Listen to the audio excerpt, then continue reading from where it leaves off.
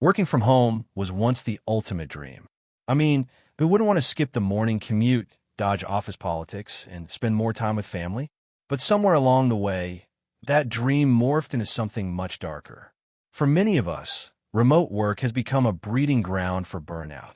Let's talk about what that really means. Remote work burnout is more than just feeling tired.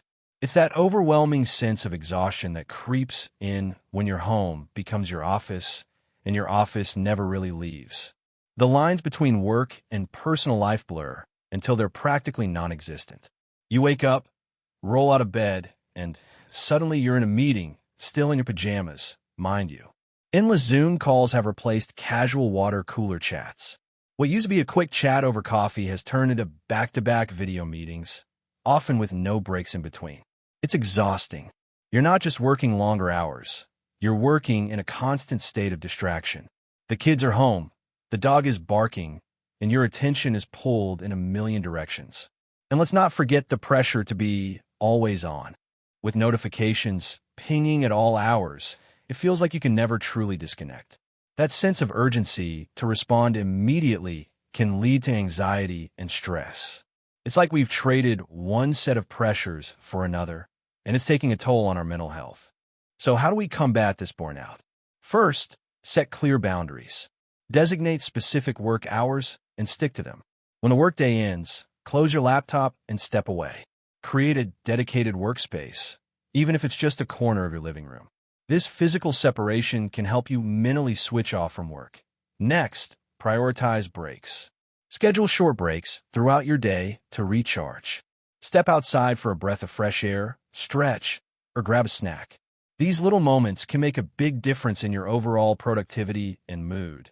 Finally, don't hesitate to reach out for support. Whether it's talking to a friend, a colleague, or a mental health professional, sharing your feelings can alleviate some of that weight.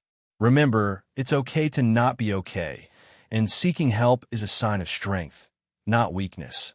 Working from home doesn't have to be a nightmare.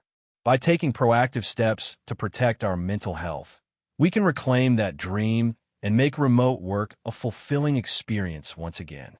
Burnout isn't just about feeling tired. It's emotional, physical, and mental exhaustion from constant stress. In remote work, it sneaks up on you. You find yourself working longer hours than you ever did in the office, struggling to switch off. Your home becomes your office, and suddenly, you're always on call. The emails and messages never stop. Unlike in an office, where your exhaustion might be visible, remote burnout is often invisible. Your boss can't see how drained you are, but you feel it deep down. It's time to recognize those signs and take a step back before it's too late. Home used to be my sanctuary, a place to unwind. Now it's my office, and the lines are blurred. I remember the early days of working from home, coffee in hand, casual meetings in my pajamas. But now it's endless Slack pings and back-to-back Zoom calls.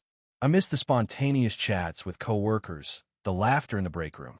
Instead, I'm glued to my laptop at midnight, feeling this pressure to prove I'm working harder. And with layoffs looming, I find myself overworking just to stay visible. It's exhausting.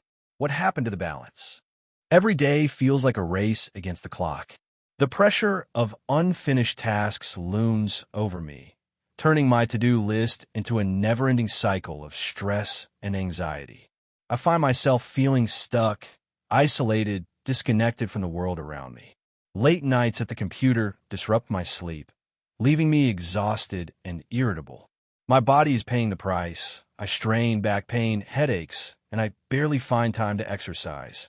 Many thought remote work would bring freedom, but for me, it often feels like a cage where I'm always on display, constantly hustling, yet never truly free. Every night, I find myself staring at the ceiling, the weight of the world pressing down on my chest. The silence is deafening, and I can't help but feel the tears welling up. It's a familiar scene, one that many caregivers know all too well. The truth is, the mental health toll of caregiving is often hidden beneath the surface, but it's very real.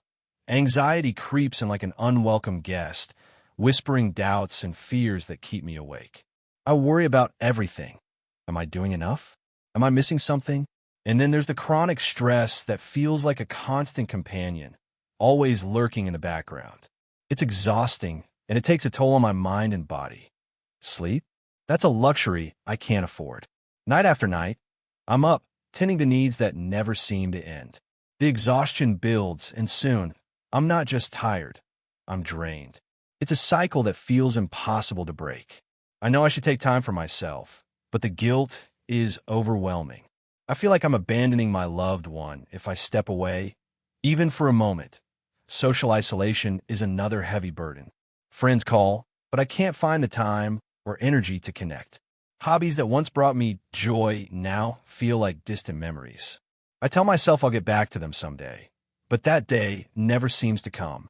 I'm stuck in this bubble, and it's suffocating. Then there's the resentment. It bubbles up unexpectedly, a mix of frustration and sadness. I feel angry at the situation, at the demands placed on me, and even at the person I'm caring for. But then guilt washes over me. How can I feel this way? I should be grateful, right? It's a vicious cycle that leaves me feeling trapped. Studies show that nearly 40% of family caregivers experience depression.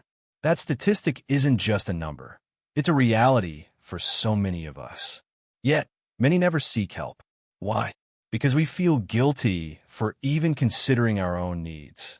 We've been conditioned to believe that putting ourselves first is selfish. But in reality, it's essential that I've learned that acknowledging these feelings is the first step. It's okay to feel overwhelmed, to feel frustrated, and to seek help. We can't pour from an empty cup. Taking care of ourselves isn't just beneficial for us. It's crucial for those we care for. If we don't prioritize our mental health, we risk losing ourselves completely. Let's break the silence. Let's talk about the hidden toll of caregiving. It's time to recognize that we're not alone in this struggle, and it's okay to ask for help. We deserve it. Every morning, I find myself staring at my laptop, and it feels like a weight on my chest.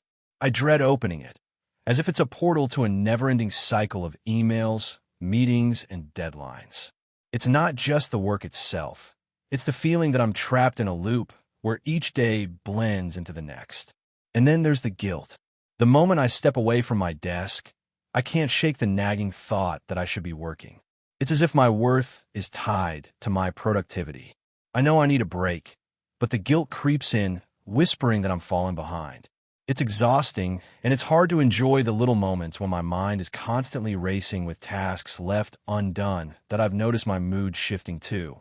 I'm more irritable, snapping at the smallest things. Or sometimes, I feel emotionally numb, like I'm just going through the motions. It's as if I've lost that spark that used to drive me. Conversations feel shallow, and laughter seems distant. I used to find joy in my work, but now it feels like a chore, a burden I can't escape. Motivation, creativity, energy, they've all taken a back seat. I sit down to brainstorm ideas, but my mind feels like a blank canvas, void of inspiration. I used to thrive on challenges, but now they feel like insurmountable obstacles. I find myself scrolling through social media, looking for a distraction, but even that doesn't bring me joy anymore. And let's talk about the endlessness of it all. Work feels like a marathon with no finish line. I finish one task, and there's always another waiting for me. It's like I'm on a treadmill, running hard but getting nowhere. The concept of being done has become a myth. I close my laptop at the end of the day, but the work lingers in my mind, haunting me. I know I'm not alone in this. Many of us are navigating the same storm, trying to balance our professional lives with our personal well-being. It's crucial to recognize these signs of remote burnout before they consume us. We need to prioritize our mental health, set boundaries, and remember that it's okay to step back. Taking a break isn't a sign of weakness. It's a necessary step towards reclaiming our passion and energy. So, if you're feeling any of these signs, take a moment to breathe. You're not just a machine. You're human, and it's okay to seek help, to talk about it, and to take the time you need to recharge. Remember, it's not just about getting the work done. It's about finding joy in what we do. Mental health is something we often overlook until it becomes a pressing issue. So, let's talk about how to recover and protect it. First, setting boundaries is crucial. It's okay to say no. Whether it's at work or in your personal life, knowing your limits helps prevent burnout. If you're feeling overwhelmed, take a step back and assess what you can handle. Next, let's discuss designing a work zone. If you're working from home, create a dedicated space that signals to your brain that it's time to focus. This doesn't have to be elaborate. Even a small corner of your room can work. Make it comfortable and free from distractions. When you sit down to work, you'll be in the right mindset. Taking breaks is another essential strategy. It's easy to get caught up in the hustle and forget to pause. Schedule short breaks throughout your day. Stand up, stretch, or take a quick walk. These moments can refresh your mind and boost your productivity. Remember, you're not a machine. You need time to recharge. Now let's talk about a digital detox. In our hyper-connected world, it's easy to feel overwhelmed by constant notifications and social media.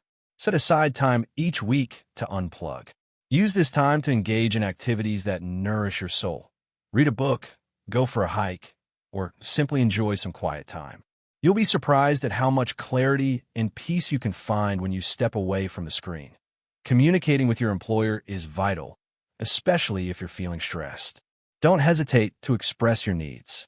Whether it's adjusting your workload or discussing flexible hours, open communication can lead to solutions that benefit both you and your employer. Remember, a healthy employee is a productive employee. Prioritizing self-care is not just a buzzword, it's a necessity. Make time for activities that bring you joy, whether it's cooking, painting, or practicing yoga. Self-care isn't selfish. It's essential for maintaining your mental health. Schedule it into your calendar if you have to. Treat it like an important meeting you can't miss. Lastly, staying connected with friends and family is crucial. Isolation can exacerbate feelings of anxiety and depression. Make an effort to reach out, even if it's just a quick text or a phone call. Share your feelings, and don't hesitate to lean on your support network. We're all in this together, and sometimes just knowing someone is there can make all the difference. Incorporating these strategies into your daily life can significantly improve your mental health. It's about finding balance and creating a lifestyle that supports your well-being. Remember, it's a journey, not a destination. Take it one step at a time and be gentle with yourself along the way. Remote work doesn't have to lead to burnout. It's a common struggle, but with the right boundaries and habits, you can create a fulfilling work-from-home experience. First, establish a dedicated workspace. This helps separate your professional life from your personal life. Set specific work hours and stick to them. When a workday ends, step away from your desk, physically and mentally. Take regular breaks. A 5-minute walk or a quick stretch can do wonders for your focus and energy. Don't forget to prioritize self-care. Whether it's reading a book, going for a run, or spending quality time with family, make time for activities that recharge you. If you're feeling overwhelmed, reach out. Talk to colleagues, friends, or professional. Remember, asking for help is a sign of strength, not weakness.